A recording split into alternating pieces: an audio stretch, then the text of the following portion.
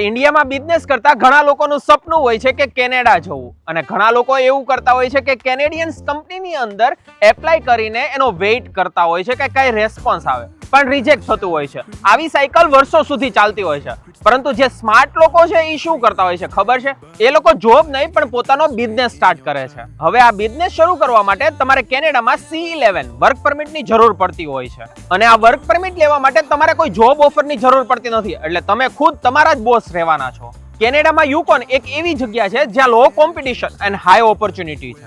આઈ નો કે ત્યાં લાઈફ થોડીક હાર્શ અને નંબર ઓફ પીપલ પણ ઓછા છે, બટ આ જગ્યા પર જો તમે એક યુનિક આઈડિયા સાથે આવો છો અને 150K to 350K કેનેડિયન ડોલરનું રોકાણ કરો છો, તો આ એક ઓપોર્ચ્યુનિટી મળી શકે છે તમારા ફેમિલી સાથે તમારે કેનેડા મૂવ થવાનું અને તમારા કિડ્સના બેટર ફ્યુચર માટે, જેમાં 2 થી 3 વર્ષ જેટલો ઓન એન એવરેજ PR માટે ટાઈમ લાગતો હોય છે. તો જો તમારે LMIA અથવા જોબ ઓફરના ચક્કરમાં ના પડવું હોય અને પોતે ઇન્વેસ્ટમેન્ટ કરીને કેનેડા આવવા માંગતા હો, તો આજે જ કોન્ટેક્ટ કરો ઓરવંતા એડવાઇઝરીનો.